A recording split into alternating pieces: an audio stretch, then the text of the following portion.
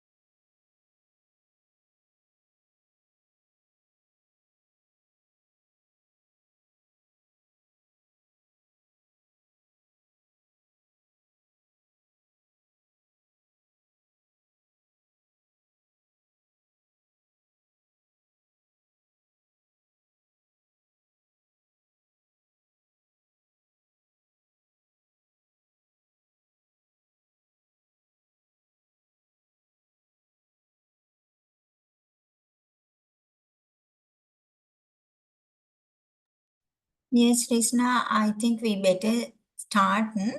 Others will, if they want, they will join, and other thing they can listen to the recording if they can't join right now. Okay, we'll start. Okay. Okay, Mm. madam. So, can you remember what did we do last day? Yes, madam. I will just quickly revise it. Right. Okay, After madam. it will be better. No. Right. So we talked about the e-learning, foundations of e-learning, historical development, learning theories, types of e-learning, current trends and future directions. Under that, we introduced this introduction of e-learning. First, we discussed like advantages and disadvantages of e-learning, right? Then, how this e-learning concept developed historically, like evolved little by little. These things we discussed as different eras, right? First generation, second generation, third generation, like if I tell the era, postal era, right? Broadcast era, computer era, then internet era. Likewise, we discussed about them and some milestones that we can uh, say that very important turning points of e-learning we discussed, right? After that, what did we do? Yeah, theories. Theories we discussed. Key pedagogical frameworks that we can take as foundations for our e-learning concepts, right? We talked about that.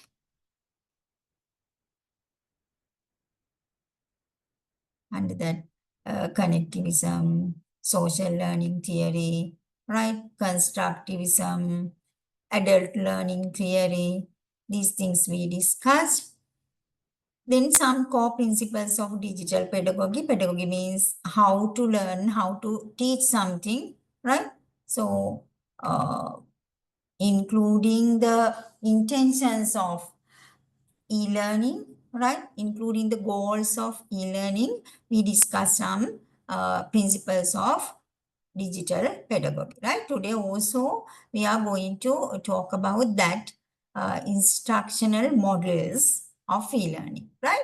So other than that, we discussed types of e-learning delivery models, right?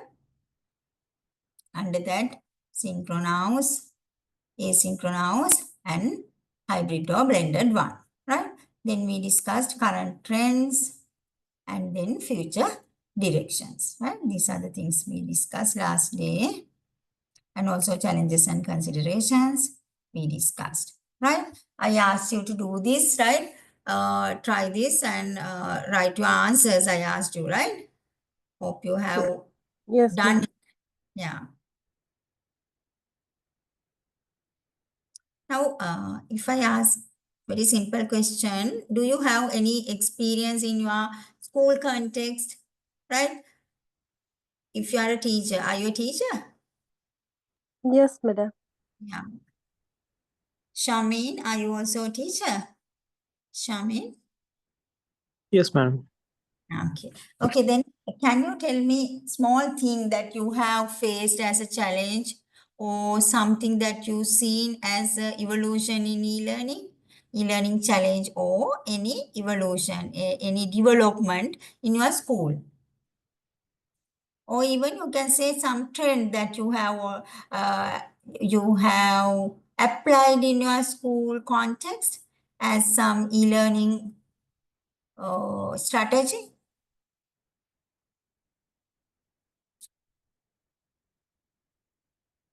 Anything.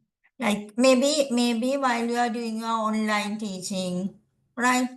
While you are using some tools, digital tools, any challenges or any trends? Equipment failure, madam. Sometimes slow loading times on online. When you are And doing online teaching, slow loading and technical issues. yes, Yes. yes, and all the students can't get the Afford. facility to, yes. All the students can't afford these facilities. That is Mm. also a challenge. Yes. Okay, likewise, you think about these things and write down, find different trends, find different challenges related to e-learning, right? Okay, without, I just wanted to show you very small video that because through this previous lesson, we talked about e-learning. Actually, we are also doing e-learning right now, right? So when we talk about these e-learning tools, I will show you a very short video very quickly. Then we will go to next lesson, right? Size break.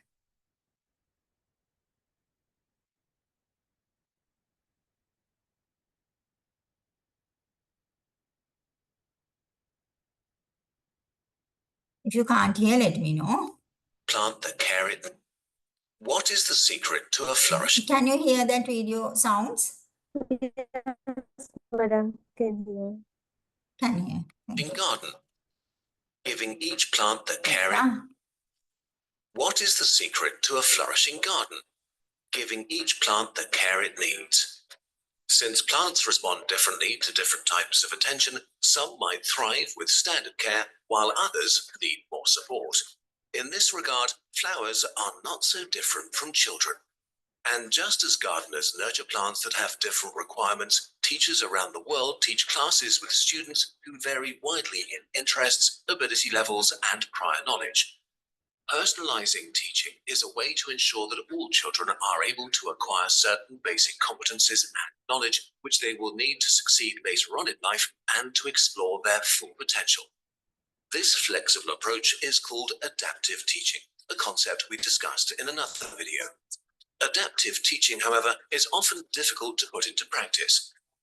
Digital tools are a helpful resource to free up time for individual attention. Let's take a look at how they can be used in the classroom.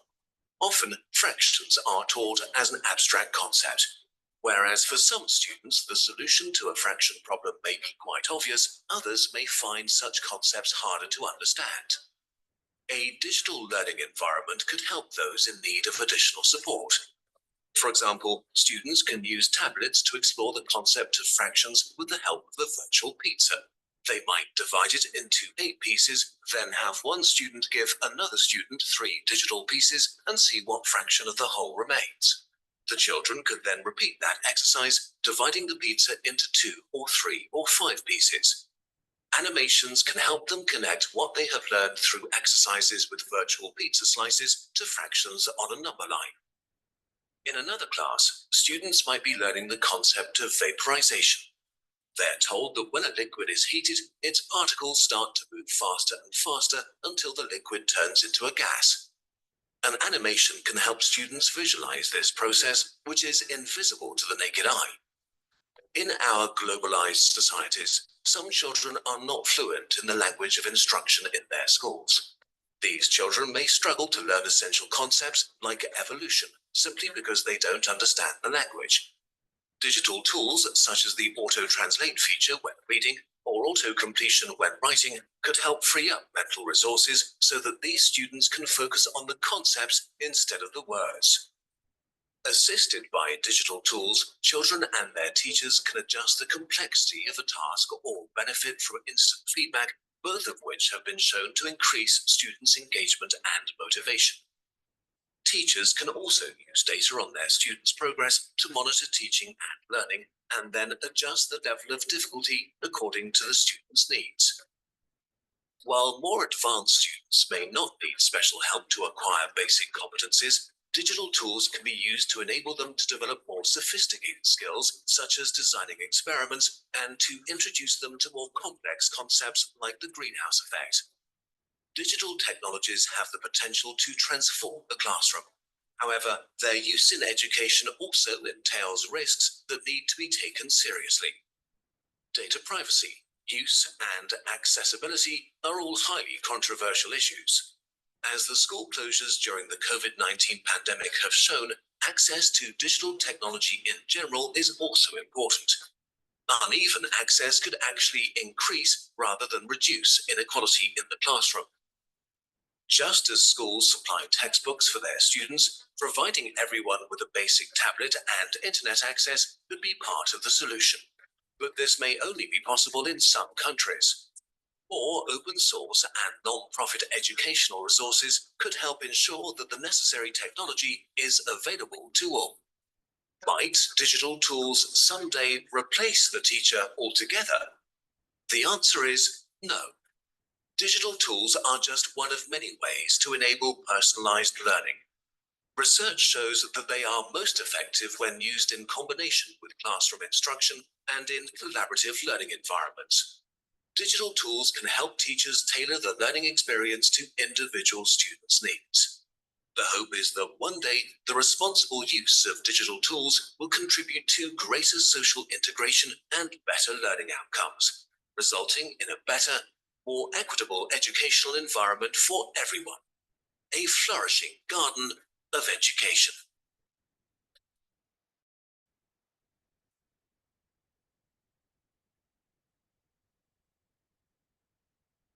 See, now through this video, you understood some part of our e-learning too, right? Like advantages of e-learning, how we are going to adapt e-learning in the classroom, how we are going to integrate digital things, integrate technology without replacing teacher, right? How it is useful in classroom environment, how we are going to use different personalized instructional methods for inclusivity, that means for diverse learners through digital learning, without telling all these things, right? Showing you this video also, like I'm using digital tools right now to make you understand something, right?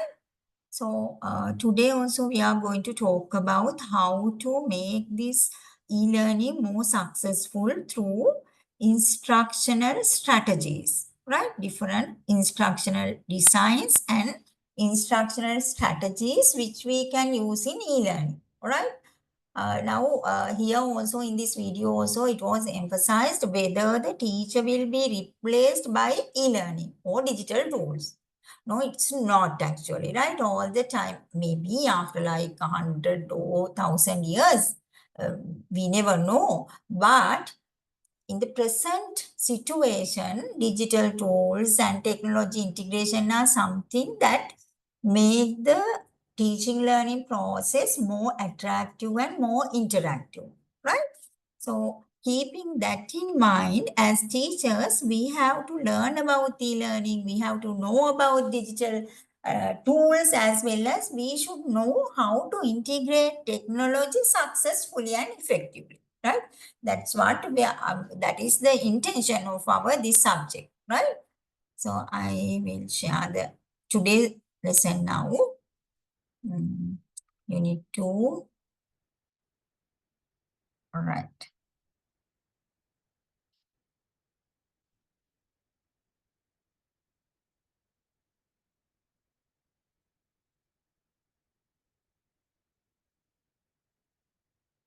Right.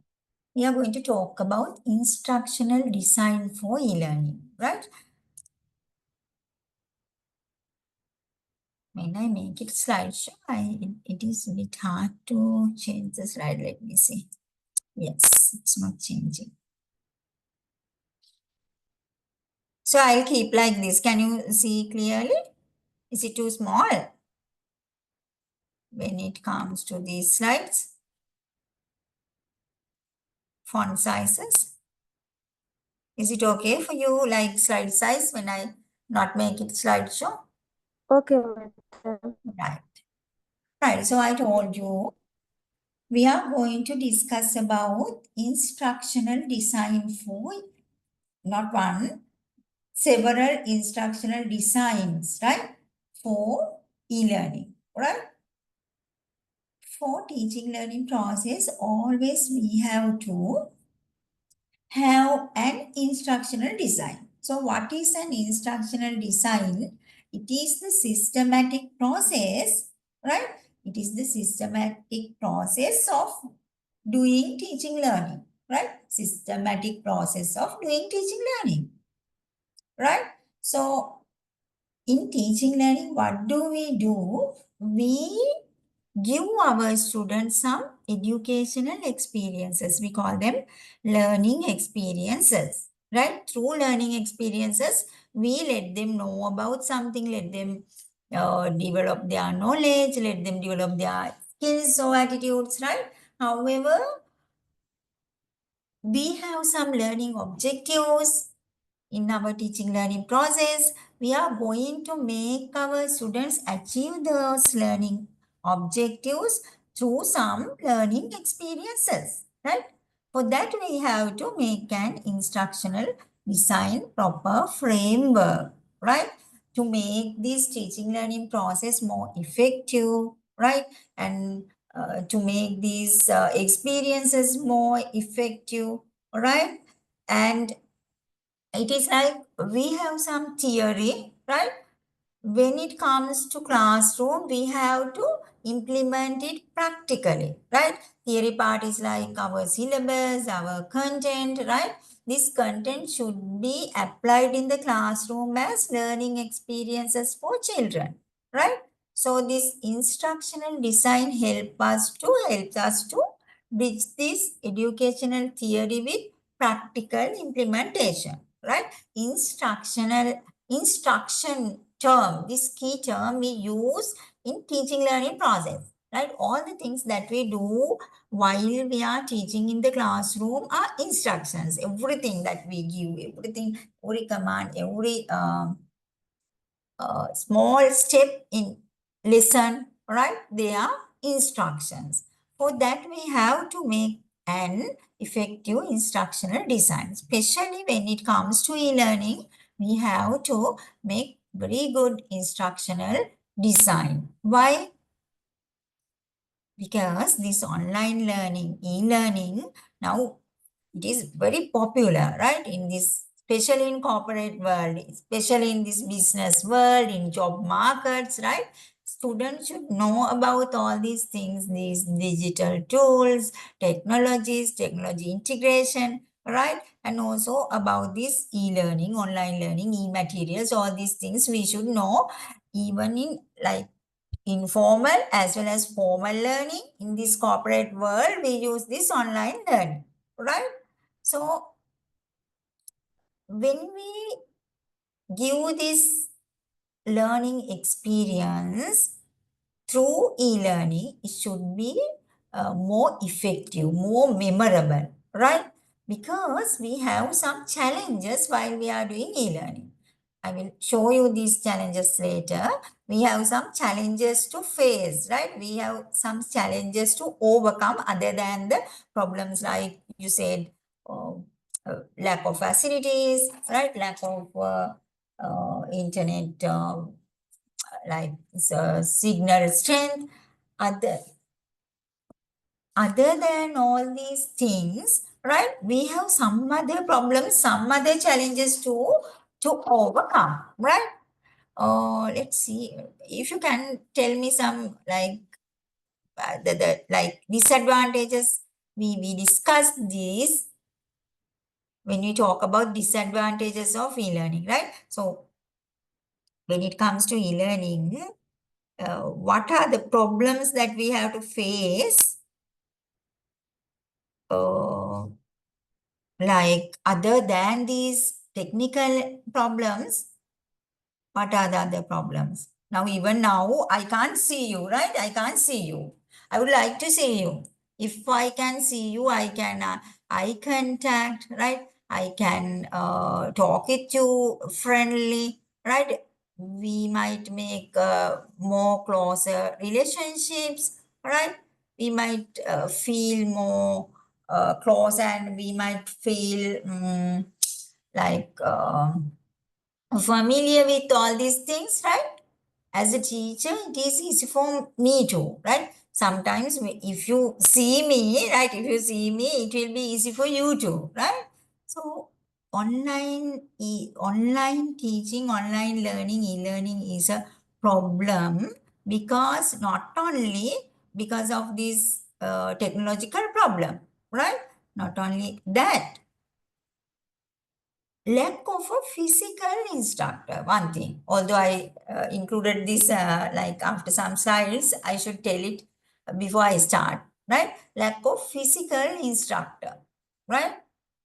We don't meet physically. We don't meet face to face, right? And involvement, right? Involvement of children, right? And responses, these things are very less, right?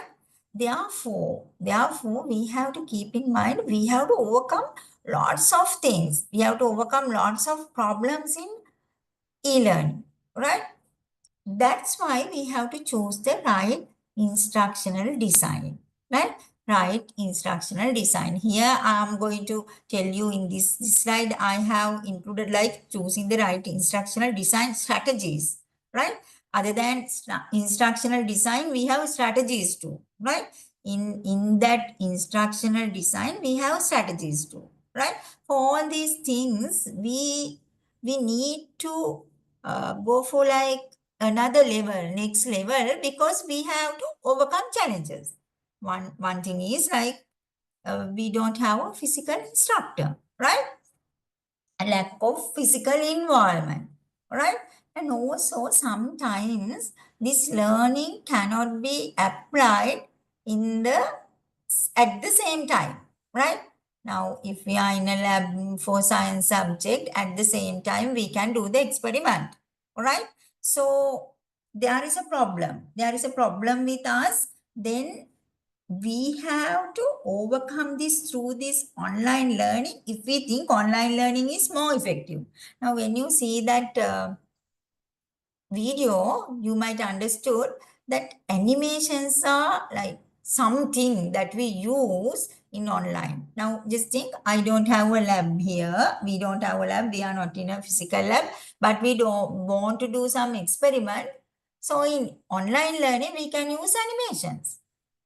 We can use virtual laboratory, right? That's what we have to do. If we do like online learning something very bored, if we do online learning just reading something, just transmitting knowledge, it is not actual online learning. That's what I want to tell you, right? So if we have lots of problems, if we have to face and overcome lots of problems in online learning, we have to get the advantages of online learning using these digital tools and other strategies, right? So, now physically we don't have resources, physically we are not in a physical environment, then, right, we have to use some better instructional environment and resources in online to overcome that problem, right? These are the reasons for that. I will come to these slides again when we talk about strategies, right?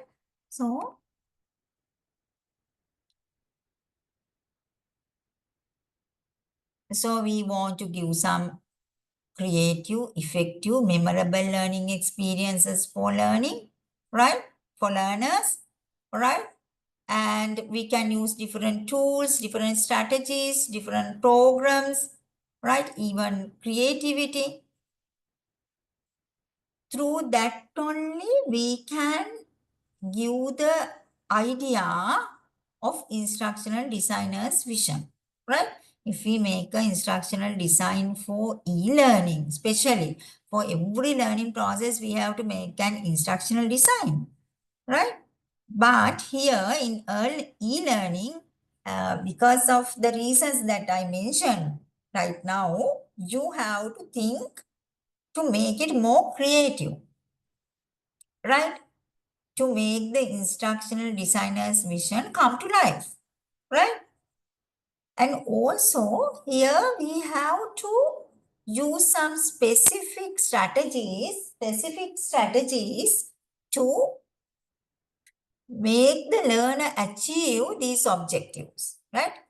In every learning process, we have some objectives, we have some outcomes, right? Students should be able to achieve these things. We write these objectives like students should be able to these things. So, to make them achieve these objectives, we have to use some specific strategies, all right? Otherwise, if we just do it like in the classroom,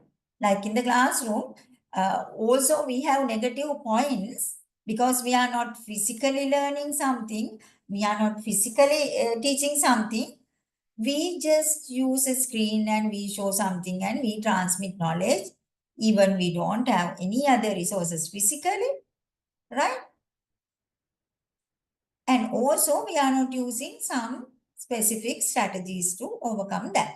Then it will be something on the screen, right? So we have to make this more interactive, more effective, and more attractive process, right? As e-learning, right? Right.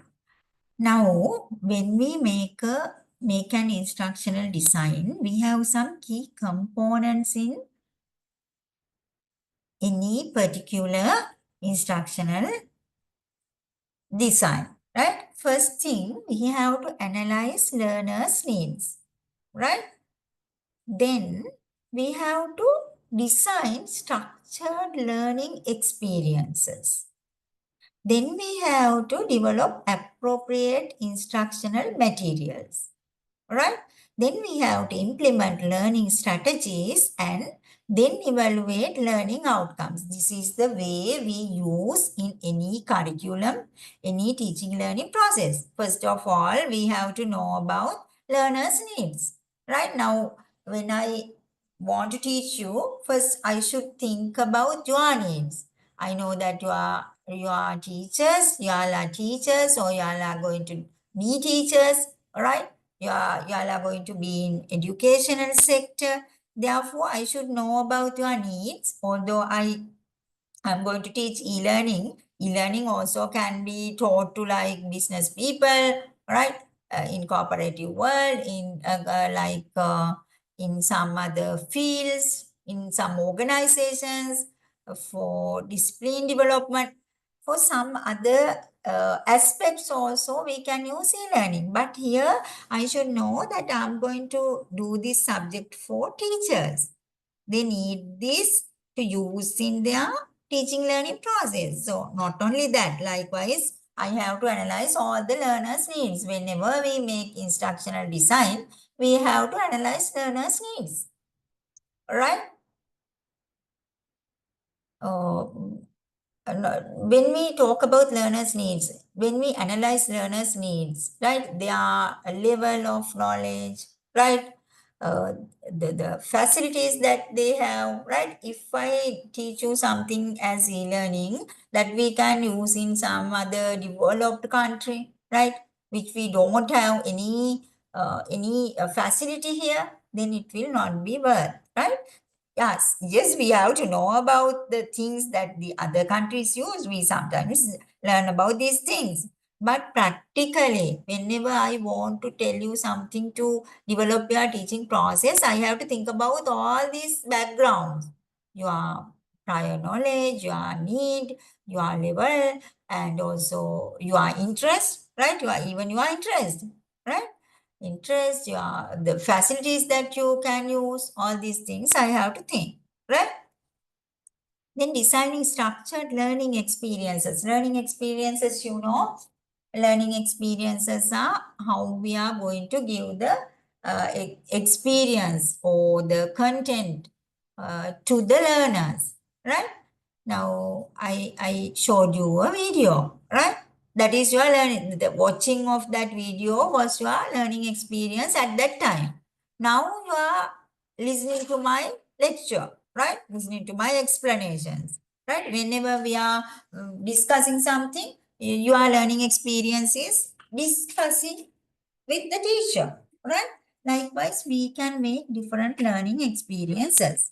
So whenever we make any instructional design, right? Here, instructional design means you take it as like curriculum, right? Whenever we create a design a curriculum, we call that instructional design here in e-learning. Not only in e-learning, sometimes we use this, right? To like simplify it, you just think this is curriculum, right? So in this curriculum, in this instructional design, we have to include structured learning experience, right? We have to design learning experience. I should think now for this curriculum, I should think how I'm going to give you this through PowerPoint presentations, by explaining, showing you videos, doing some practical works, right? Discussing with you, asking, sharing your experiences, different learning experiences. So we have to design those learning experiences, right? Then we have to develop appropriate instructional materials. You also ask for materials, right? Because you want some instructional materials as teacher. Even I want some instructional materials. So I have to prepare, or curriculum developers might prepare for me, or else we have to find out somewhere, right? Appropriate instructional materials, right? If it is an instructional design curriculum, definitely we develop appropriate instructional materials. Now, see in government schools, right? For these curriculums, they make textbooks. They are the instructional materials, right? Then implementing learning strategies. Learning strategies, again, learning strategies are like other than that giving through different experiences, strategies, again, we can define like very creative, very intensive ways, techniques that we use in the classroom to give that particular learning experience, right? Like we can say storytelling, doing games, right? Yes, experience is also getting some knowledge or skill or attitude through this, through some game or story. But at that moment, our strategy is storytelling, gamification, simulation. Likewise, we can implement some learning strategies. Implement means here, we practically do that, right? We practically do that. After we practically do that, right? Whatever we designed, we practically implement in the classroom. After that, we have to evaluate whether the students achieve those outcomes, right? How we are going to evaluate that? In schools, we do different things, right? We do different things, term and exams, standardized tests, right? Continuous assessment. And while we are teaching, we ask questions, we observe children, we evaluate whether they achieved the learning outcomes, right? Like sometimes if we want to develop an attitude like team spirit, we give a group activity, right? And that group activity is the learning experience. After they gain that learning experience, then we can evaluate them through observation, whether they are working as a team, right? Evaluating learning outcomes. So these are the key components, not only in e-learning, even in any other teaching learning process, physical learning, even we have to include these components in our instructional design, right? Now I'm going to show you one model, one systematic approach, right? We call that ADDIE model. ADDIE model. Don't think that this can be used only for e-learning. No, it's not only for e-learning. These are the models developed for any teaching learning process, right? We can use this ADDIE model even in e-learning, right? So ADDIE stands for Analyze, Design, Develop, Implement and Evaluate. Analyze, Design, Develop, Implement and Evaluate. Very simply, I'm going to tell you what will happen in all these stages, right? Analyze stage. Now, first in this slide, I told you, not in this slide. As key components, I explain what we have to do in instructional model, instructional design, right?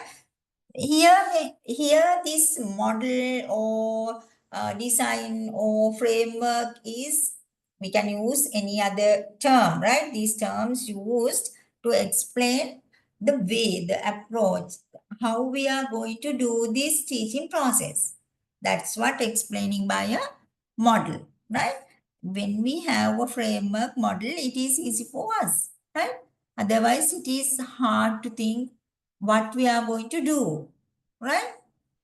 So, in this slide also, you know now what are the key components, what are the key components that we have to consider while we are designing an instructional model, right? So, now this is one instructional model, ADDIE model. In ADDIE model, this is some systematic approach, right? Here also again, now you can see we have to analyze what? Analyze students, learners, right? We have to analyze students and learners. So in analyze stage, we identify learners' characteristics. As I told you, because without knowing learners' characteristics, we can't decide anything. How we are going to give them the learning experiences, what should be the learning content, what should be the objectives. All these things should be designed according to their characteristics. Here, characteristics means maybe their age, right? Maybe their psychological level, their interest, their needs, right? All the things, learners' characteristics we have to analyze. Then we have to assess learning needs. Why they are going to learn this particular subject or this particular content, right? Then we can define learning goals. After that, we have to think about existing resources and limitations, constraints too, right? After we analyze all those things, we can think how we are going to give this content, how we are going to give these things to, like curriculum or content to these learners, right?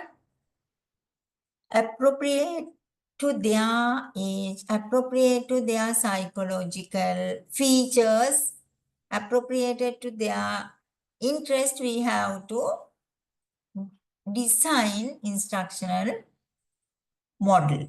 That's why we have to analyze all these things under analyze stage, right? Then design stage. So after we analyze all these things, now we know what are the things that we have to include as objectives, what are the strategies that we have to use, what are the assessment strategies, how we are going to evaluate them. If they are small children, we don't use standardized test in developed countries, I mean, right? Not in our country. In our country, when we do scholarship exams for small children, right? Now, if we look at like Finland, very good countries in education like Finland, they don't do exams, standardized tests for small children, primary education, right? So, like according to the children's age, their interest, we have to think about their assessment strategies, right? How we are going to evaluate them, assess them. Then we design instructional approach, the way of doing this. Then we have to plan learning activities. What are learning activities?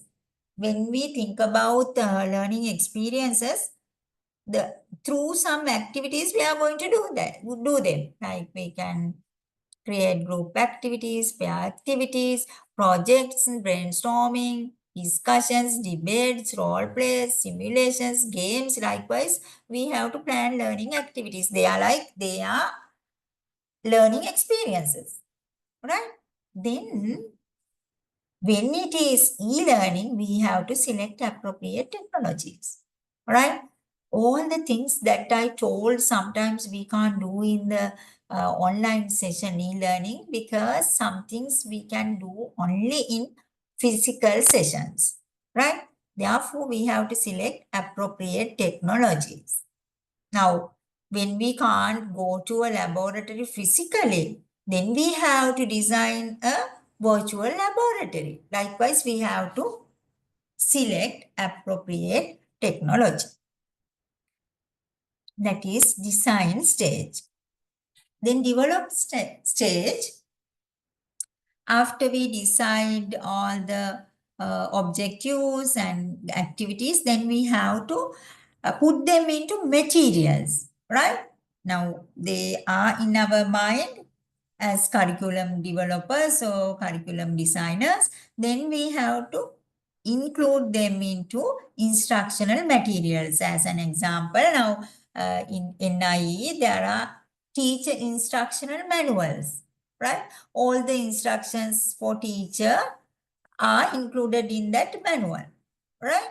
And also textbooks, develop content. Then we content including textbooks in Sri Lanka, right? Now it is e-learning. Then what we have to do, we have to develop this content as e-contents. E-contents, as an example, now recent years from publication department, they included e-textbooks in e-Takshalam, right? Only thing, we have to make them more interactive and more attractive. E-books are not like just we read on the screen, we read the book on the screen. It is not actually e-book, right? But it is some kind of e-book, right? Develop content as e-books. Then we have to design multimedia elements, because we are going to talk about e-learning. Now we are going to make instructional design for e-learning. Therefore, we have to design multimedia elements, which we have to use as digital tools, right? The videos, pictures, animations, all those things, graphics, right? So then build interactive learning resources. That is the part I told you. After we develop content like ebook or textbook, we have to make it more interactive, right? Now our purpose is to make the e-learning effective. Therefore, we have to make it more interactive. Like when we go to the book, ebook, right? We can see animation. If we can see animation, if we can do some games inside the books, right? Online, we can do these things. There are these kind of books, right?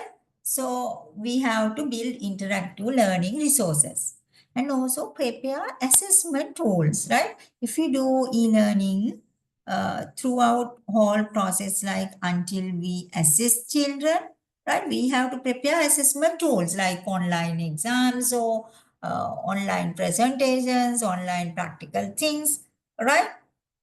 Online quiz. We have to prepare these assessment tools too, right? That is develop stage. Then implement stage is after we develop, design all these things, we deliver learning experience, right? We have developed an online quiz. Then we share this online quiz with students and we do it. That is implementation stage, right? While we deliver something to students, we have to provide learner support, right? We have to facilitate learning activities, and also we have to manage learning environment.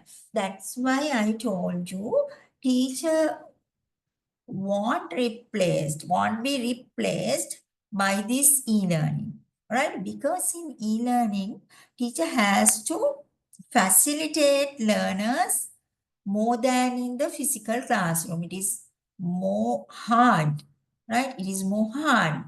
Therefore, teachers have to make more effort to facilitate learners, manage learning environment. Manage learning environment, just think, right?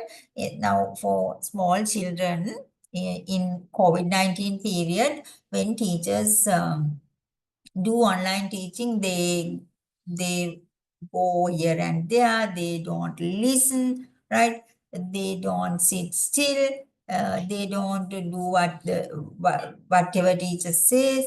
Likewise, sometimes parents had to sit there, right? Mostly parents actually learned at that period because it is very hard to manage this learning environment. Very hard to manage learning environment in e-learning, right? So teacher has a big role in e-learning, all right? Teacher will not be replaced by e-learning, right? Teacher has to facilitate.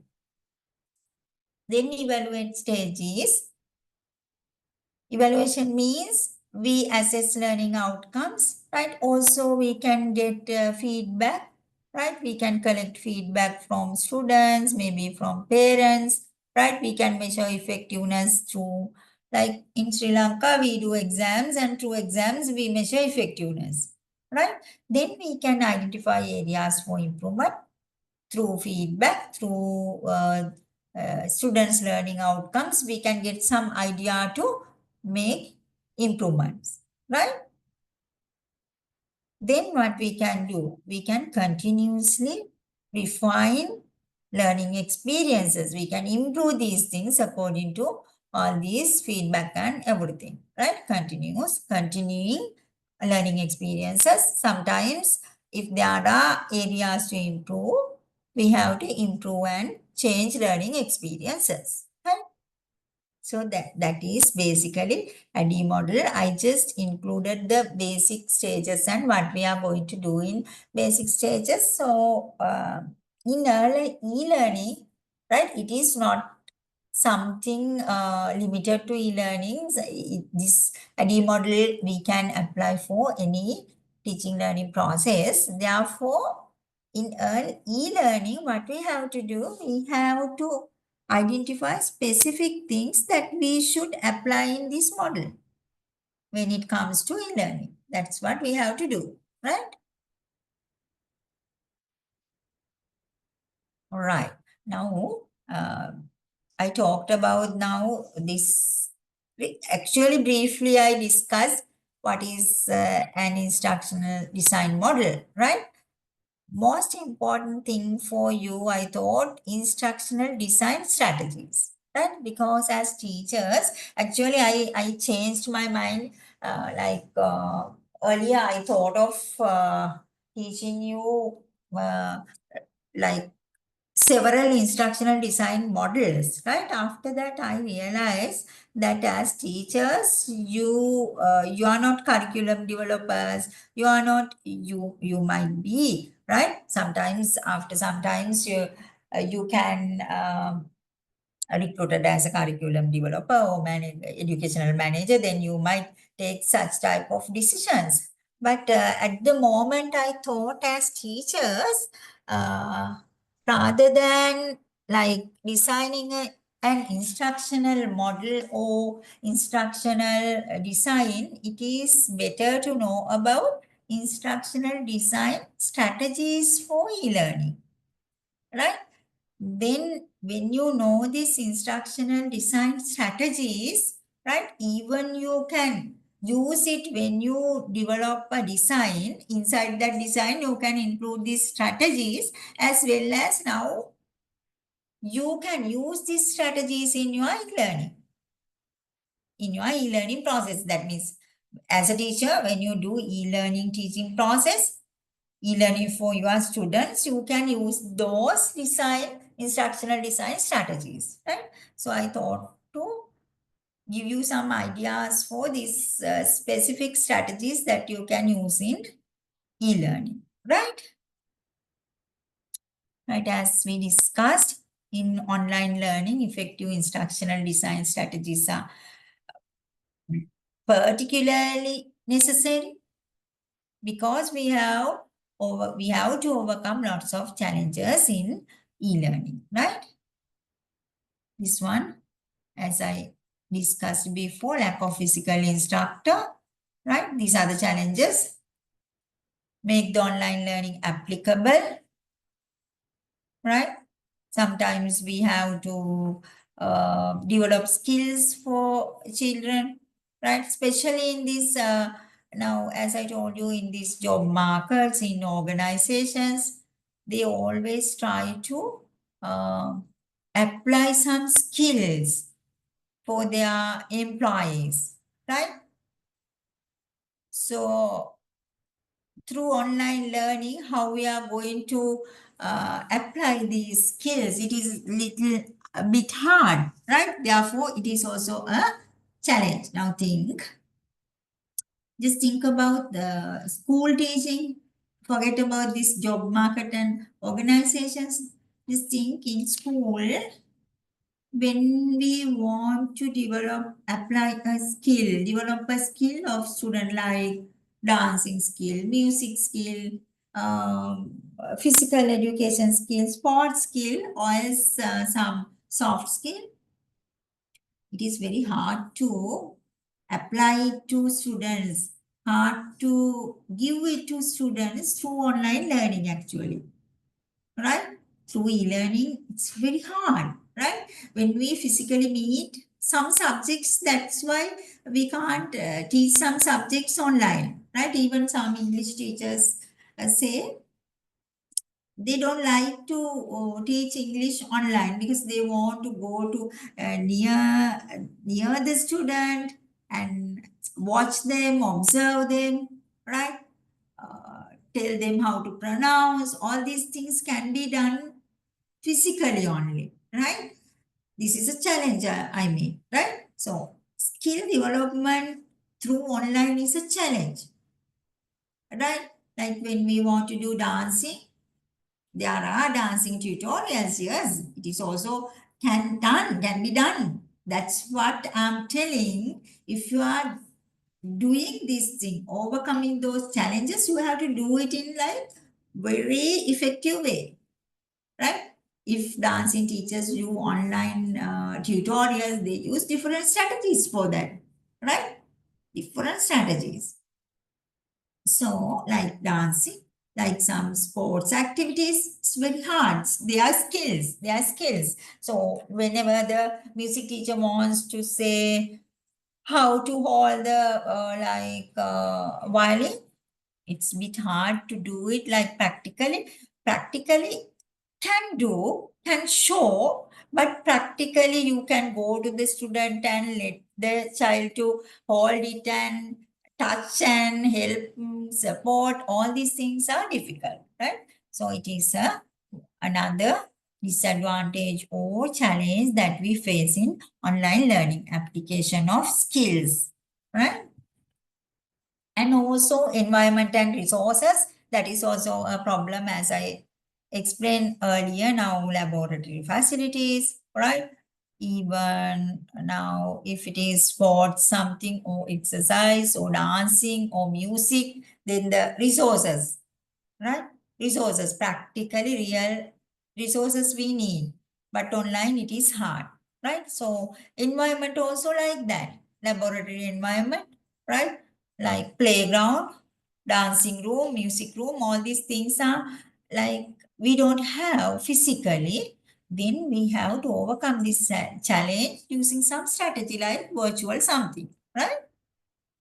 That I'm explaining you why do we need specifically designed strategies for e-learning, right? Right. So if we want to make that specific instructional design or instructional strategy that is common for both, right? Design or strategies, right? Inside design we have strategies.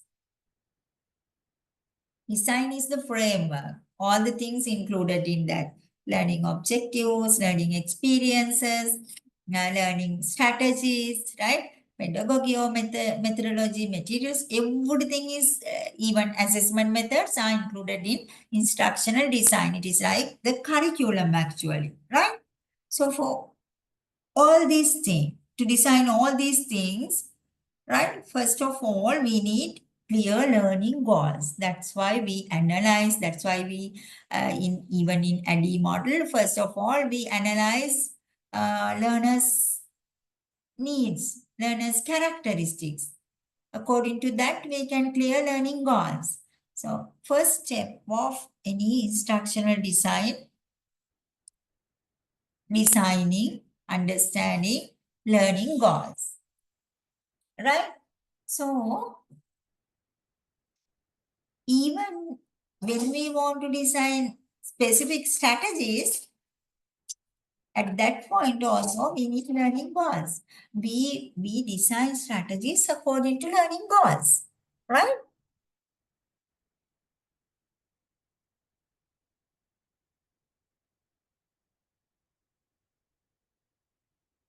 Right. Now I'm going to give you some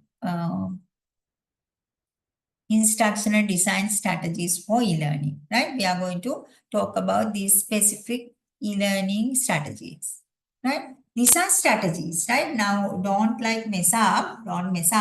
I talked about instructional design. Instructional design is the broad framework, including everything. Inside that, we have instructional strategies. Because since I thought that it will be more useful for you, I thought to explain it first, right? Instructional design strategies for e-learning, right? Very simple things like we can use these things: storytelling, guided learning, scenario-based learning, learning through exploration and discovery, simulations, and gamifications, right?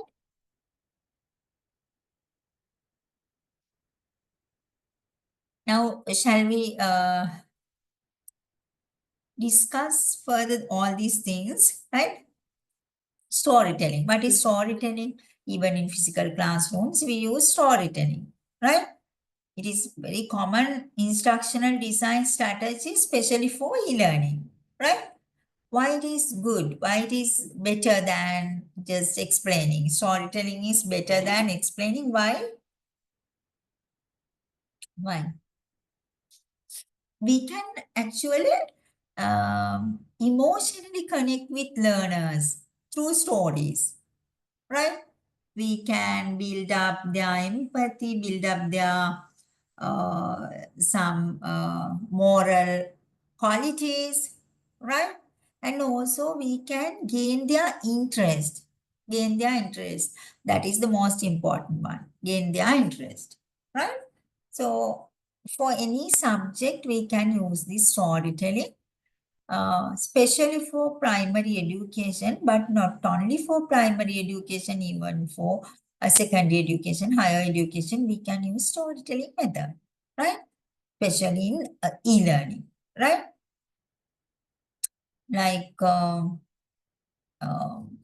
so I actually I want to show you a video for everyone, right?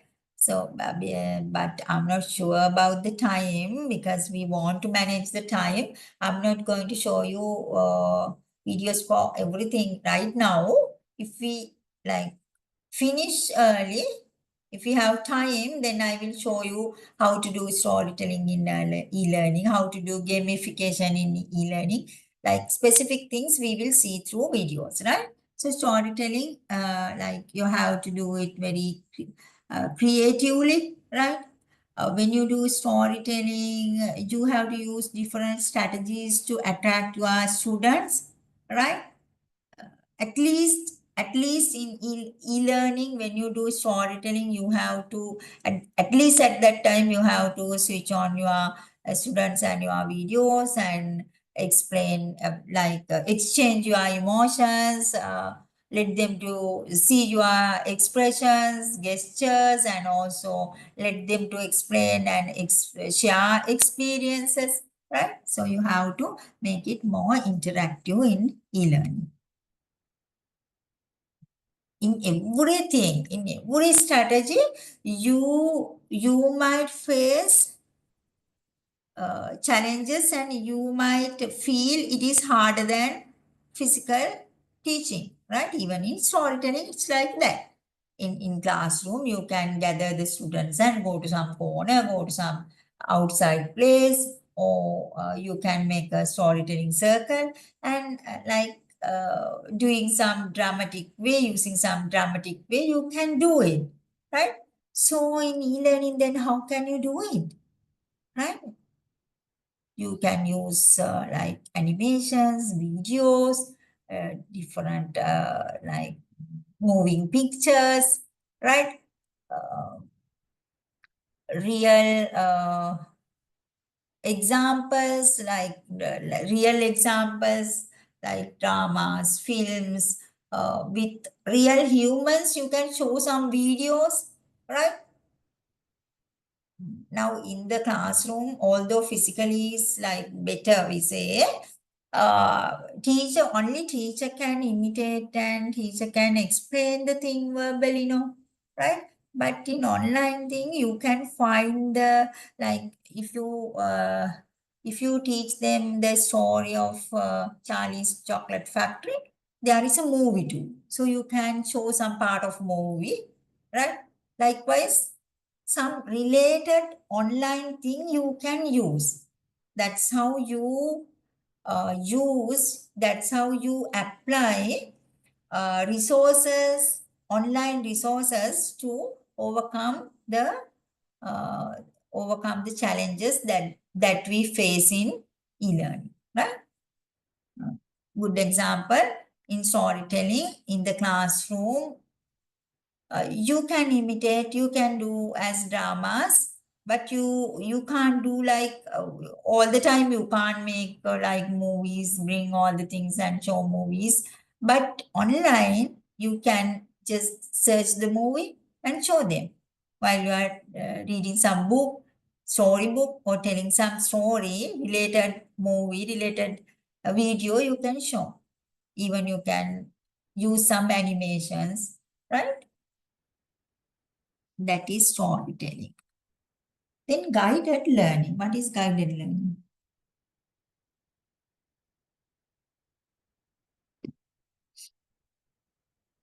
Guided learning we use in physical classrooms too. All these strategies we use in physical classrooms too, right?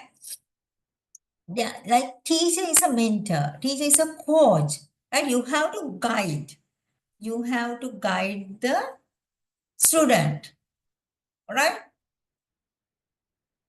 Now in e-learning, now just thinking like as subjects in, as I told you, in subjects, physical education, sports, dancing, music, you have to be a coach there, definitely. You are the guide, you are the mentor, right? You have to demonstrate something, right? But in e-learning, how you are going to do that? Here you have to act as a virtual instructor, right? So you have to guide them through some other strategies, right? Some other strategies. Now I have seen that in dancing tutorials, right? They focus the camera to their feet whenever they show their foot work, right? Close-ups, showing close-ups, right? Repeating the same thing. In e-learning, easily can do these things, right? Sometimes in physical classroom, student will not focus on footwork, right? But when you show only the close-up of footwork, the child will focus on that. Likewise, there are some strategies to use to overcome those problems. Guided learning is like teacher has to be a virtual guide, virtual instructor in e-learning. Scenario-based learning. Scenario is like scenario, some incident, right? Here we talk about some simulated situations, right? and we let students to make decisions, solve problems, right? Like we can give them some real life situation, real life problem to solve, or imagine problem to solve, right? So when we want to teach some moral ideas, ethics, values, right? Even when we want to change their behaviors, we can use these things, right? When we want to teach them some soft skills, right? We can use this scenario-based learning. Now, we use this in physical classroom as well as in e-learning classroom. So, e-learning classroom, we have to use some strategies. What are the strategies that we can use here? To show the scenario, we can use a video showing some incident, right? Showing some incident like clip arts, animation, or some other way, right? Or real situation, real scenario we can show, right?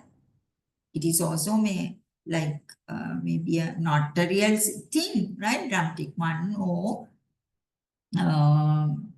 scripted one, but they can see it, right? They can see it. But in the physical classroom, you can tell it, right?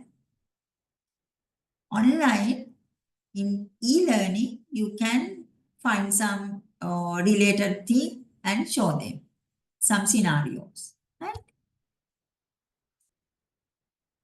Learning through exploration and discovery. This is a bit hard sometimes, but on the other hand, we can say in e-learning, now I can ask you to quickly Google search something,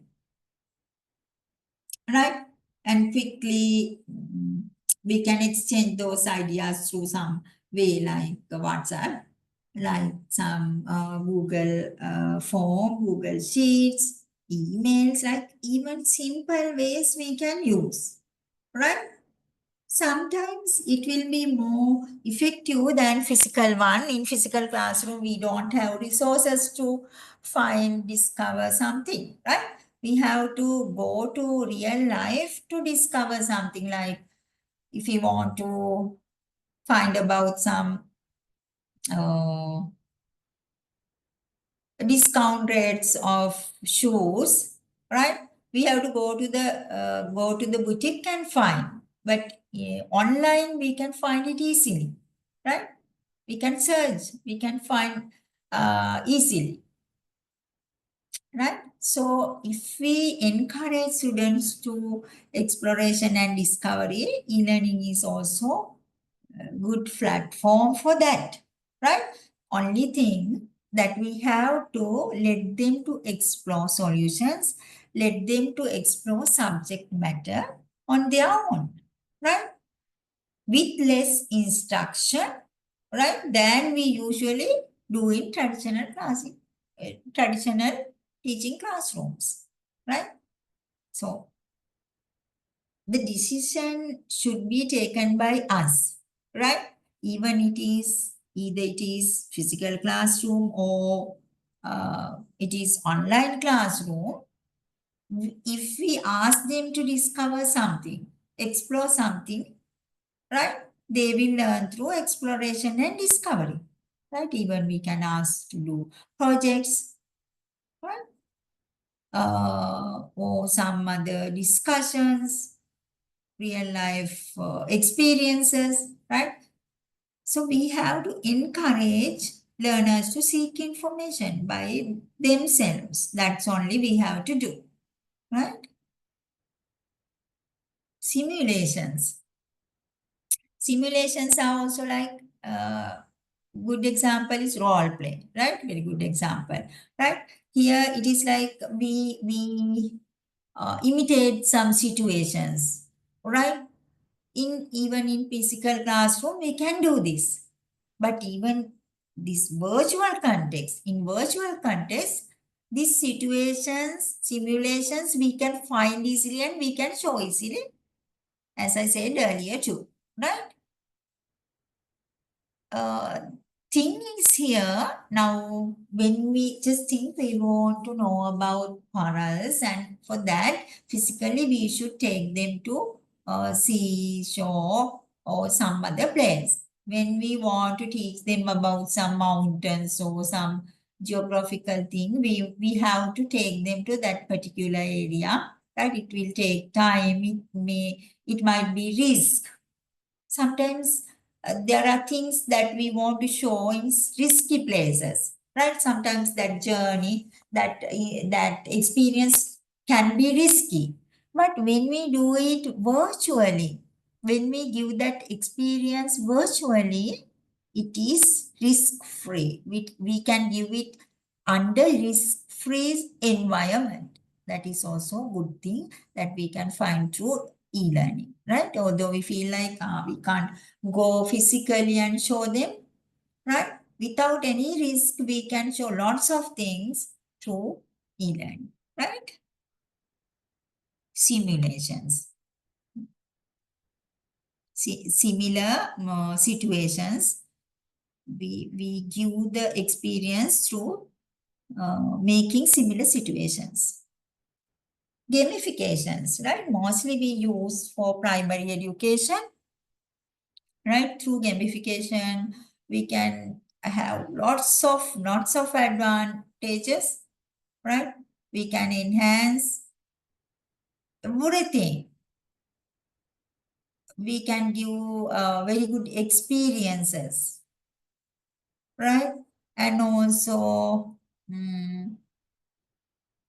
although it is a non-game context, we can give them gaming experience, right? While they are sitting on the chair, right? Even you might have watched lots of movies there, like about games, right? Online games, video games. Through these games, they get just not educational games. I mean, just about these games, video games. Even in video games, children get like virtual experiences without going to that particular places, right? So it's true, we have to select the game, right? Select the related game for education. But through gamification, lots of things we can do, right? We can motivate them, right? We can make them engage in education learning, right? We can engage them in learning. We can apply games to simplify something, make them understand something, right? So gamification is something very good that we can apply for especially primary education, but not only for primary education, adults also like for this gamification, right? So for that, we have to use game-based elements, right? And also we have to use rewards, points, badges, right?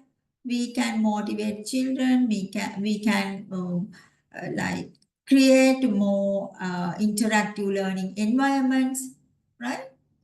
And through this gamification, we can develop their progression, right? And also we can motivate them for accomplishments, right? We can make them enjoyable, engaging, right? So, however, gamification is very good thing, very good strategy that we can use in e-learning, right? In e-learning, it's very actually this is very good advantage, very good example for advantages in e-learning, because in physical classroom we can't do all these things, right? Some games only we can do, some activities we can do, but lots of thousands of selections we have in online for gamification, right? And also we can develop their retention ability, They will remember some knowledge, skills, and attitudes easily through games, right? Even they understand course materials simply, and lots of advantages are there in gamifications, right? So I discussed here how many strategies? 1, 2, 3, 4, 5, 6. 6 strategies, right? Storytelling, guided learning, scenario-based learning, learning through exploration and discovery, simulations and gamifications, right? But you know, these strategies we can use in applying physical classrooms too. But you have to know how we are going to apply these strategies in e-learning. Right? What is the difference? What is the difference? What are the different ways of applying these things in e-learning, and what are the advantages? What are the particular advantages, particular points, that positive things that we can gain from gaining e-learning while we are applying these strategies, right? Now, I'm going to explain next.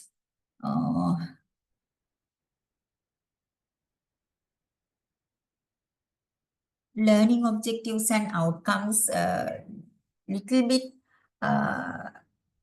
explanations about this thing, and also the related to this our instructional design, right? In between, I explain these strategies, right?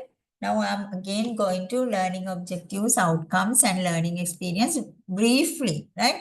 Very briefly. Before that, I will show you very small video, very short video about gamification, right? After that, we'll go to that.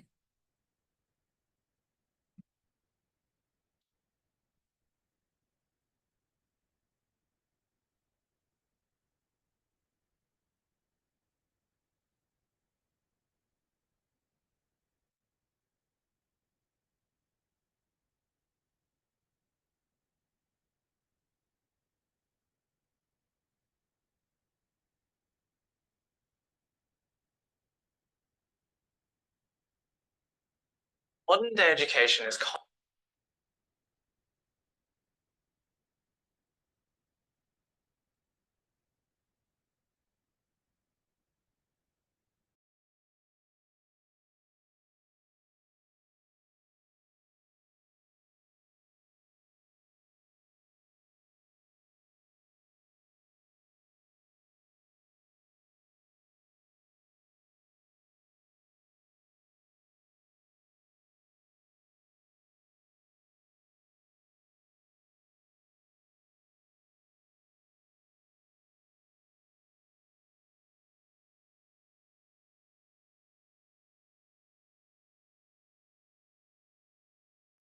Excuse me, madam.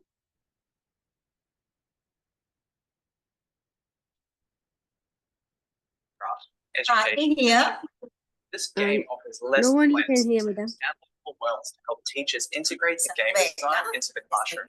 There's also a Minecraft professional learning community. Here, you can connect with other educators for lesson plans and teacher resources. You can even use the game to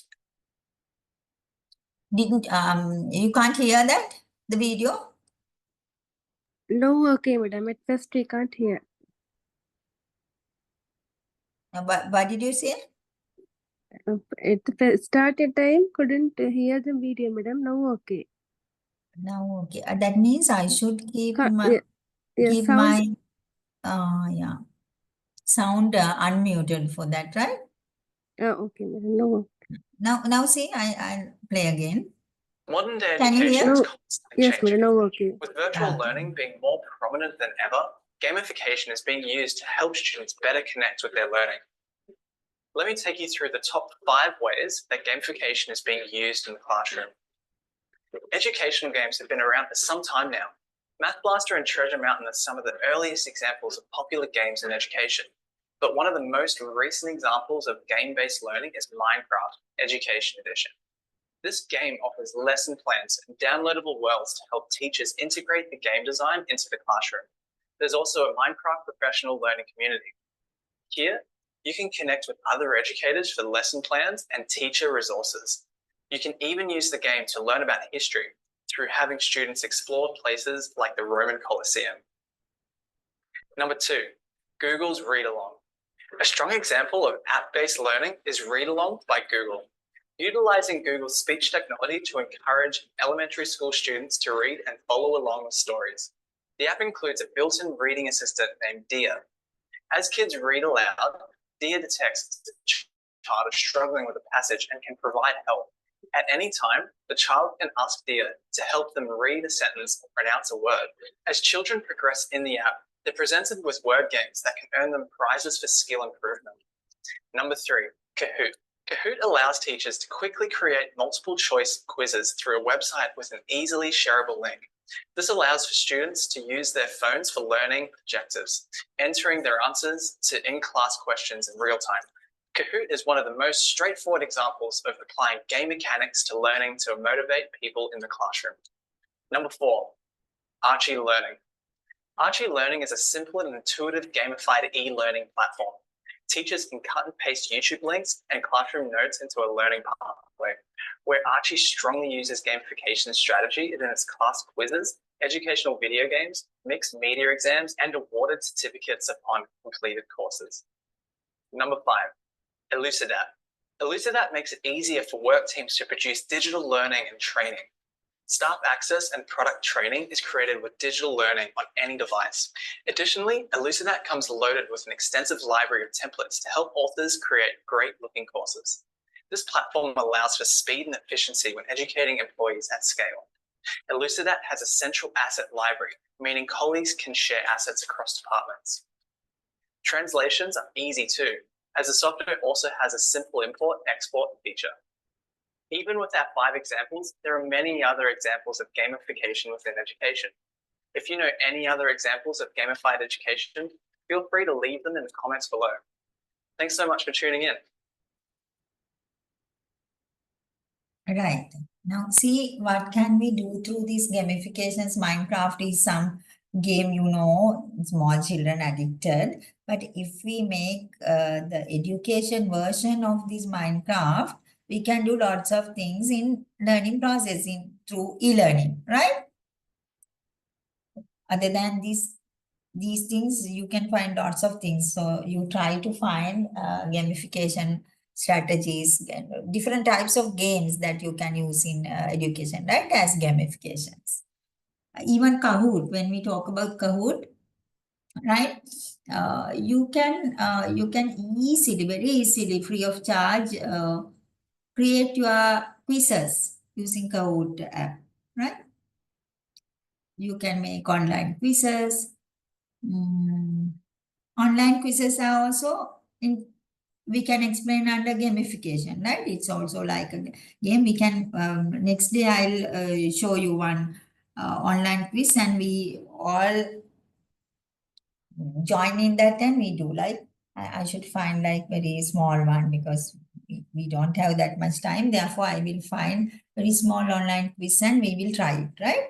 Easily we can be all together, right? Although you are there, I'm here. You can even join whenever I share the link for that online quiz. You can join from your device, and we can see it on the screen, your points, right?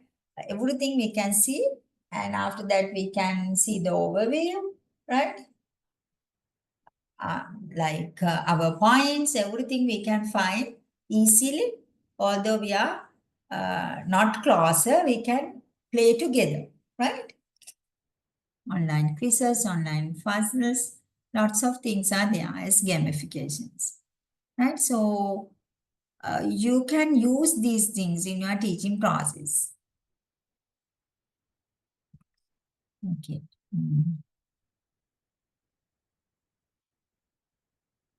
Right. When we talk about learning objectives and outcomes, from the beginning, I was telling you that in any instructional design, any curriculum, first thing that we have to designing learning objectives, right? When we make learning objectives or outcomes, we use these words: learning objectives, outcomes, intended learning outcomes. All right. So when we take one curriculum, instructional design, first of all, we have a broad aim for that particular curriculum. In that particular curriculum, we have a broad aim. If it is mathematics curriculum, like broad aim is developing students' logical thinking, right? After that, we can write down some like sub aims, like we call them objectives, right? They are also broader than specific outcomes, right? Some other objectives like developing students' mathematics skills, right? Developing students' critical thinking skills. Likewise, we can write more objectives. Then when it comes to outcomes, intended learning outcomes, they are like specific objectives. Like we can say for one specific lesson, we can write outcomes. Student will be able to understand fractions after learning this lesson, right? Likewise, we write specific objectives, then we call them intended learning outcomes, right? After they achieve them, we can say they are achieved learning outcomes. So through achieved learning outcomes, right, that means their performance, achieved learning outcomes, we measure, right, their performance. We measure their performance. Then most important thing in any instructional design or curriculum, right? Designing or selecting learning objectives and outcomes very carefully, right? For that, we have to know the characteristics of effective learning objectives, right? They should be specific and they should be measurable. All right? They should be specific. Specific means, now I told you specific outcomes like understanding fractions, right? If we say developing knowledge of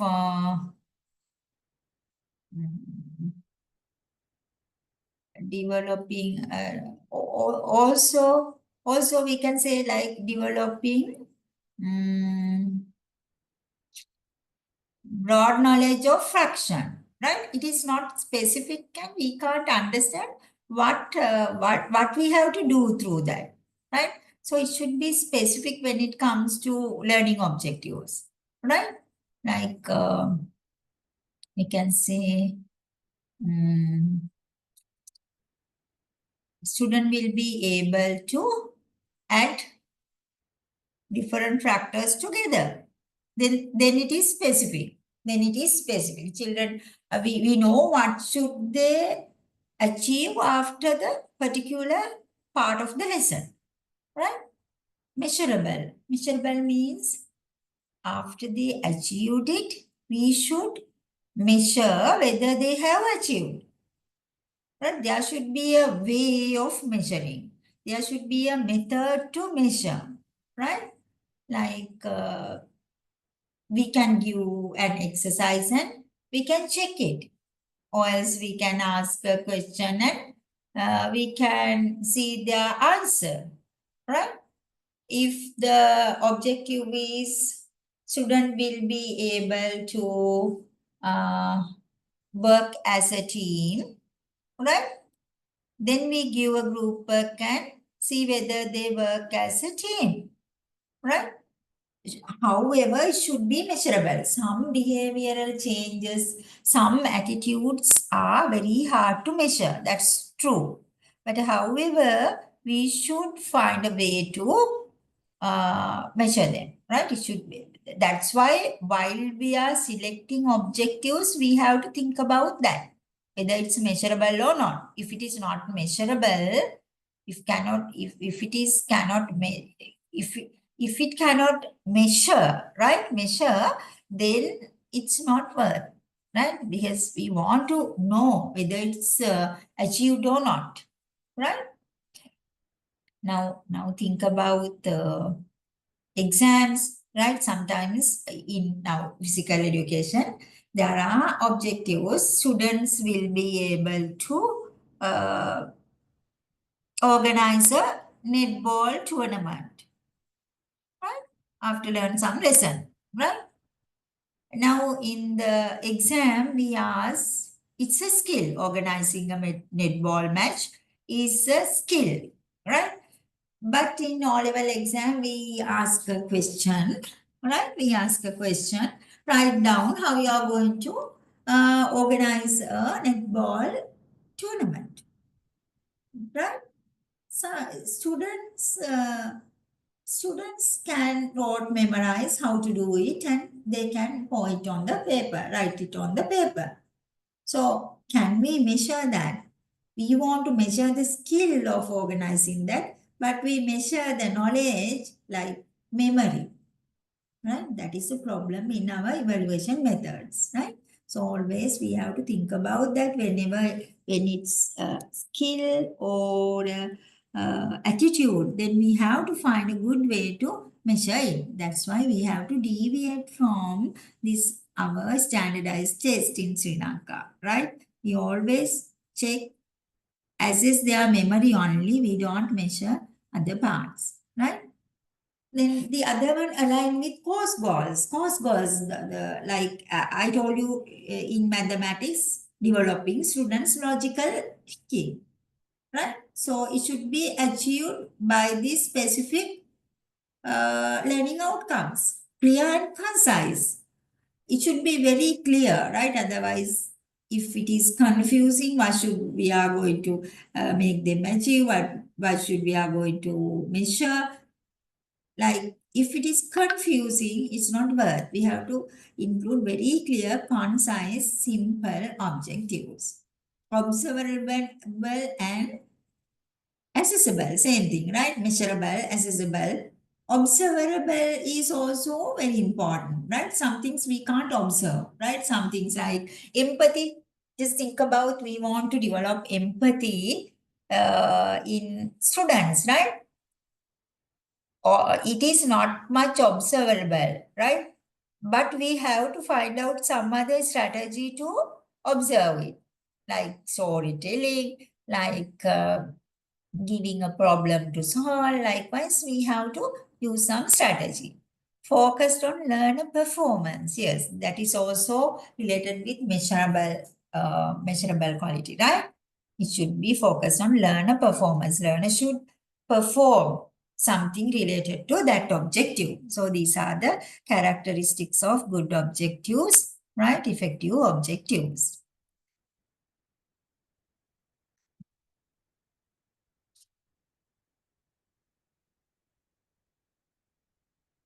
What e-learning, then let's see what e-learning professionals should know about learning objectives, right? Even for e-learning, sorry, even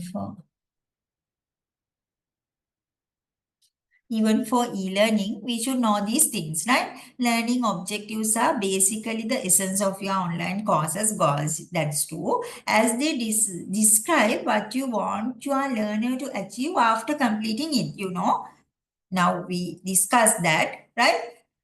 Always we want to know whether the learner achieved it after completing the lesson.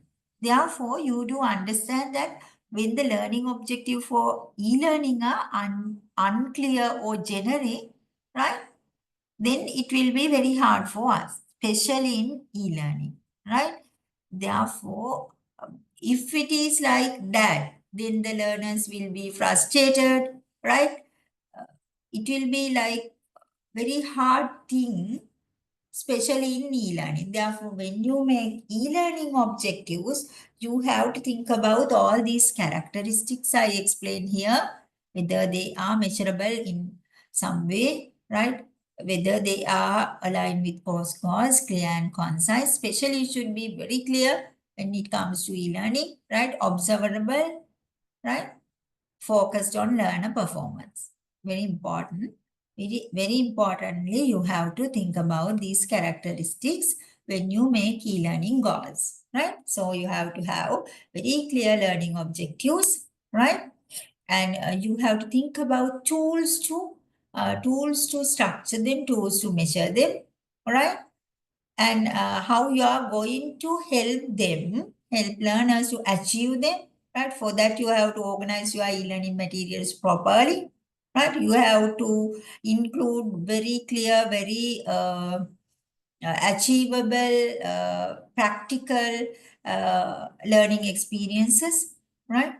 These are very important. It's actually hard, but you have to be like make good effort to make it success, right?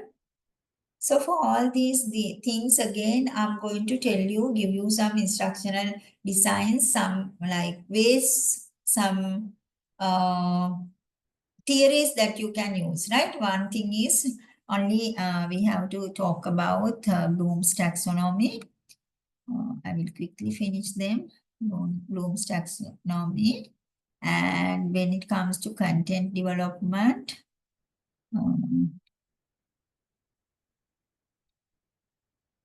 before that, I have included one other design.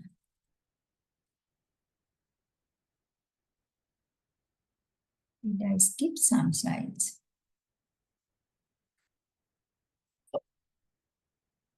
Bloom's taxonomy. No, we'll go through this, then I will find, right? Bloom's taxonomy, why this? Have you heard about Bloom's taxonomy before? In any other subject? Yes, madam. Yes, right? So in Bloom's tax, yes or no? I didn't hear. Yes, madam. Yes, good. Right. So in Bloom's taxonomy, there are two versions, right? Revised Bloom's taxonomy and original one. In revised one actually included creativity, but other things are like similar, but wordings are a little bit different, right? I'm explaining here very quickly Bloom's taxonomy, because when you make objectives, if you use Bloom's taxonomy ideas, it will be easy for you, right? And because through Bloom's taxonomy, we can understand students' cognitive level of cognitive process, right? What do you mean by cognitive process? Cognitive things are related to our mind, related to our intelligence, right? Memory, understanding all these things. So these levels are explained by Bloom's taxonomy. So including understanding these levels, right? Will be help us to design our learning objectives, right? So the thing is that when you make an instructional design, right?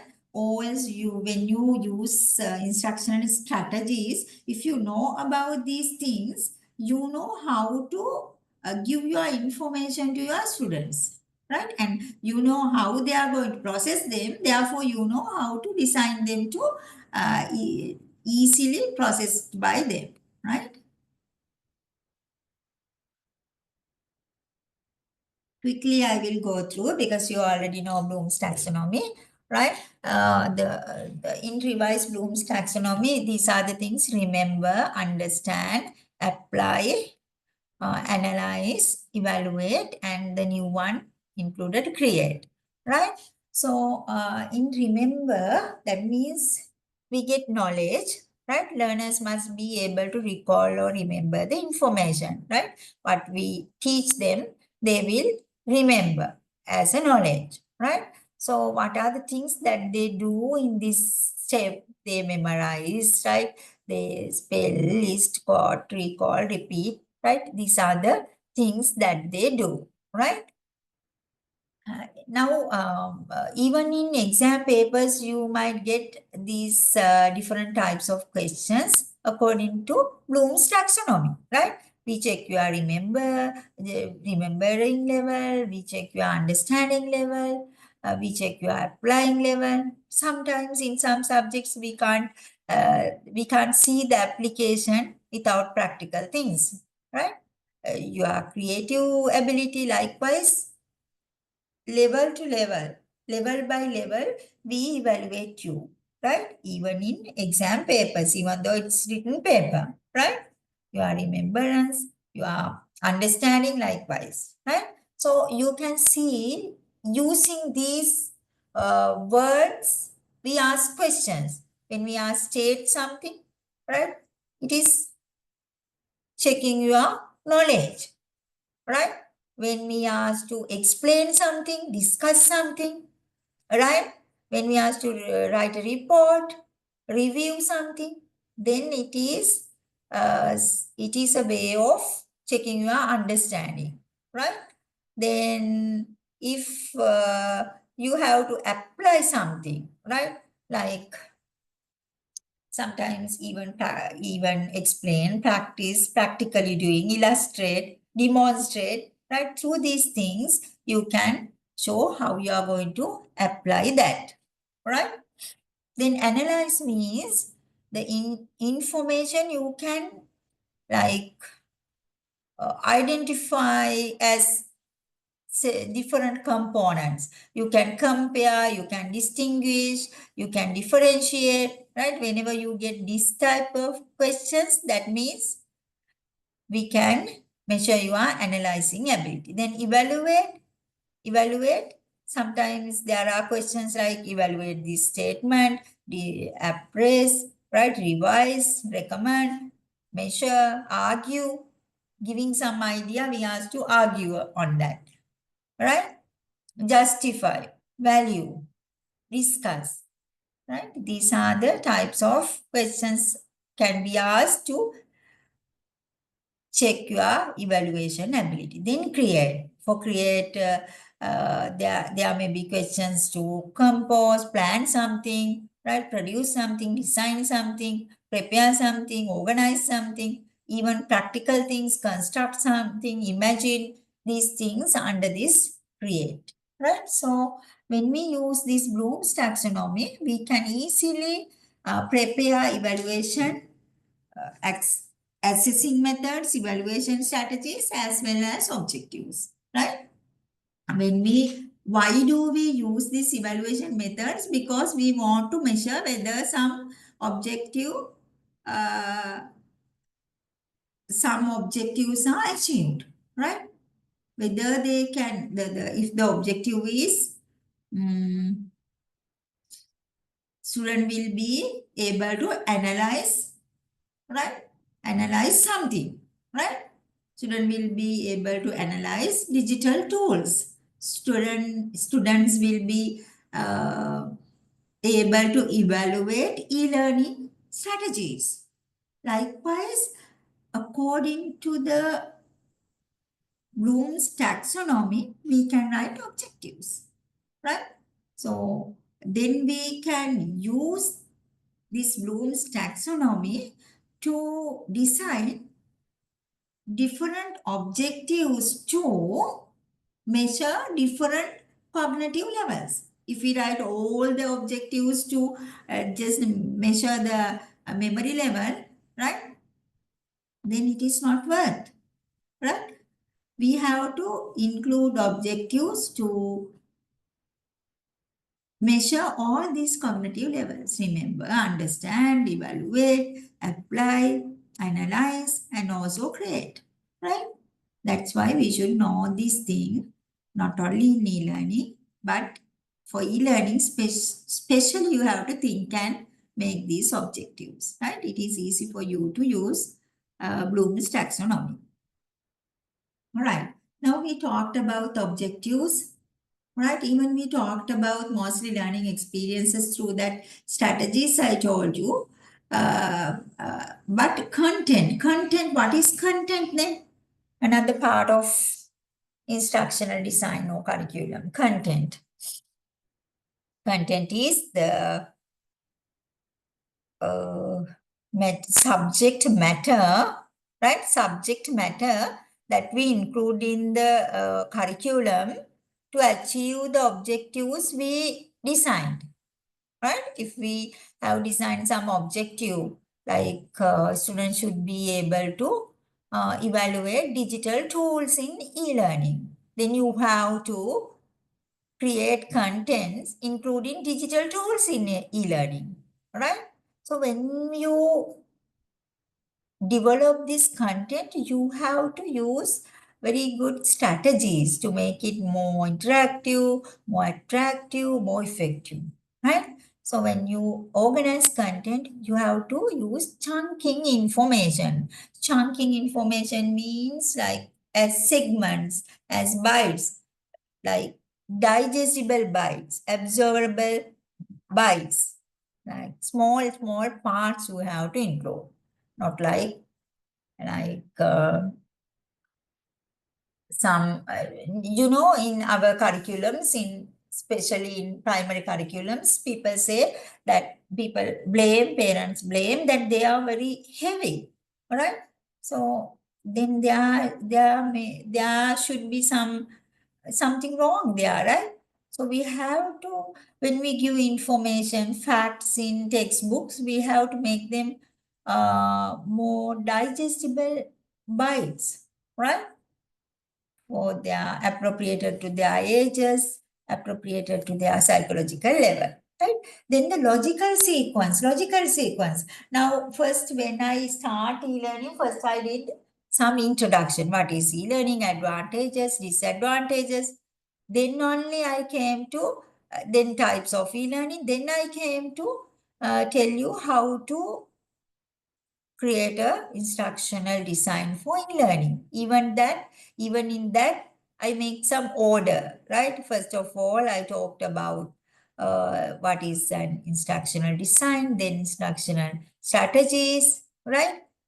Now, even I was like little bit confused whether this is good for you. If I talk about strategies before objectives, will it be like mess up? Right? So likewise, we have to think about this logical sequence. What will be the logical order should be to make it more understandable, right? Progressive complexity, that is also like related to order, right? Progressively, it should be complex from simple to advanced, simple to complex, like in our spiral curriculum in a government syllabus in grade 6 අපි පොඩි දෙකින් පටන් අරගෙන complex ඒවට යන, like we start from very simple concept and then we little by little advance from one grade to another grade. That is the progressive complexity, right? We call that spiral curriculum. Scaffolding learning. What do you mean by scaffolding learning? Mentoring by peers, right? Peer support. That is a theory actually, right? Students like to have peer support, right? Peer involvement in their education, right? That is also something that we can use in content organization. So especially in e-learning, we have to use this because not like in physically, right? We have to overcome lots of challenges when you make PPTs or videos or some other subject content, right? Subject materials, they should be very clear, very concise, logically sequence, progressively complex, right? And chunking information, right? These are very important. So scaffolding learning, how can we do actually online? So when you explain something, right? You can ask questions, you can let them to discuss. Even online, you have to use some strategies, right? Think about that. How to do scaffolding learning. Yeah, you can do like this, like when you have Google Sheets, while you are working on something, right? At the same time, you can work with peers, right? You can teach them these strategies and let them to use them, right? Even you should know, right? In Google, there are like, if I show you, right? In Google, next day I will show that, right? Now it's a bit hard. How to open and show. Right. However, you have to find out some way to scaffolding learning too, right? When you make content now, right? Then especially, right, in e-learning, we have to use multimedia, right? When you use multimedia, there are principles. You have to use relevant multimedia, right? Without unnecessary things, right? Relevant to subject matter, relevant to age of children, relevant to their learning experiences we decided, and learning objectives we have to use. We have to select. And also avoid cognitive overload. Now think, if we include lots of information in slides like this, right? This slide, look at this slide and this slide, right? So it's not good, especially in online learning, right? If we use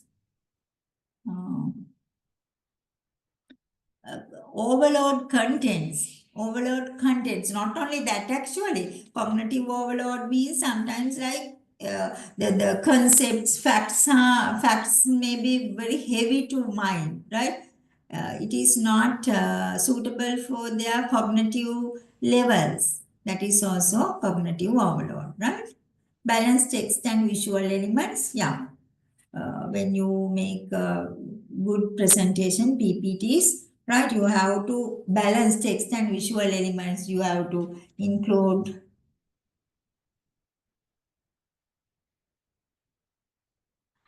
you have to include pictures, more pictures appropriated to age, right? Sometimes when we make professional presentations, we don't include that much pictures, right? But even for you, if I could have included more pictures, I like it, because whenever I want to explain something online, it is better to include more pictures, right? So avoid cognitive overload, balance text and visual elements, provide interactive components. That's why I wanted you to show videos, right? Interactive components. Sometimes we can do online quizzes, right? Online games, some way of interaction, right? Providing interactive components. These are the principles. There are more than these things, right? You can find more. Principles, more strategies to make it more comprehensive, more attractive and interactive, right? Now let's see content types in e-learning. Content types means, now when we do physical classroom, actually we don't have much options in content types. But here in e-learning, I will quickly finish, right?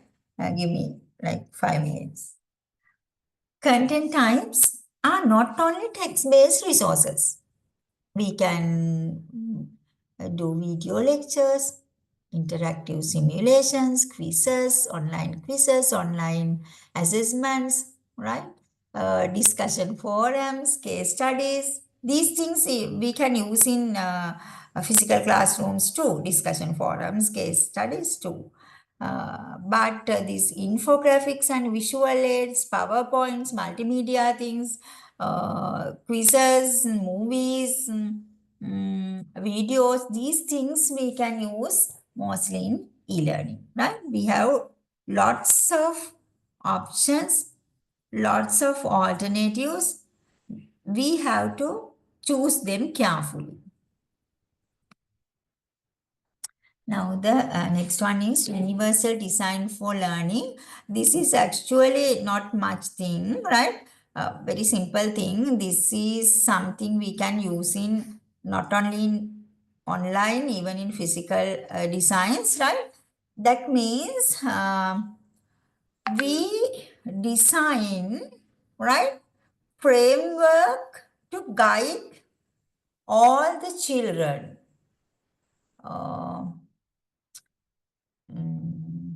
Addressing every child, thinking of need of all the learners. That's why we call that universal design for learning, UDL. right? It is based on brain science, evidence-based educational practice. Evidence-based means again, evidence after get the education, after learn something, we have to have some evidence. That means performance to measure. Evidence that they have done something, behavioral change or achieved something, right? Especially this universal design, we can power by digital technology. That's why I thought of talking about this universal design for learning. Nowadays, in e-learning, we use this design UDL, right? So,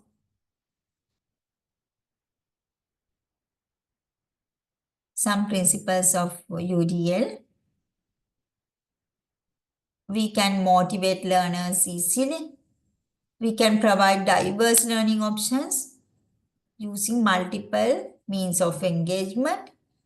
And also we can use multiple means of representation, presenting content in various formats. As we discussed right now, we can show in videos, ebooks, quizzes,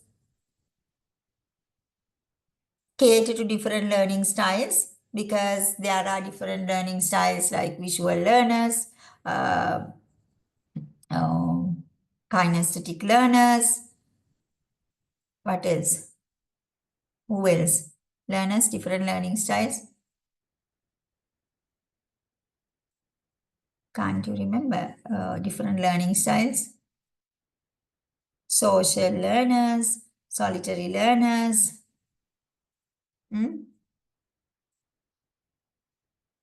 Different types of learners are there in your classroom. When you do online learning, online teaching, e-learning type, then you can use different types appropriate to different types of learners. You can show videos, you can just explain. That is also a good thing that we can use in e-learning, right? Cater to different learning styles. Present content in various formats. If they are visual learners, we can show more pictures, graphs, right? If they like to hear and learn, then we can include audios, recorded lectures, explanations. Then multiple means of action and expression allow diverse ways of demonstrating learning, supporting different modes of assessment. Even we can change assessment methods using different modes, right? Like, as I told you, quizzes, puzzles, projects, discussions, debates, as well as sometimes standardized test, different assessment methods we can use, right?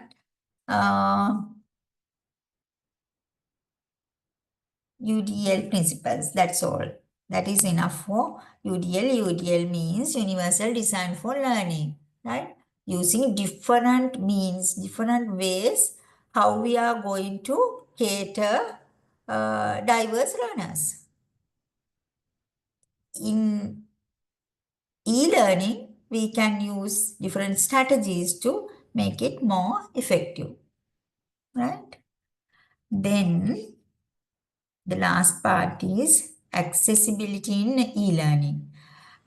We will, because although it's like only 2 slides, I have to explain. Therefore, we will do it next day, right? Accessibility, then we do these 2 slides and we will go to next unit. Otherwise, I can just read and finish, but I want to show some things related to these each points. And also we have to discuss about this legal and ethical considerations. Therefore, we will do it next day, right? Anything to ask, Risna? No, madam. Okay. Yeah. Yes, madam. Clear. Thank you then. Have a good night. Good night, madam. Thank you.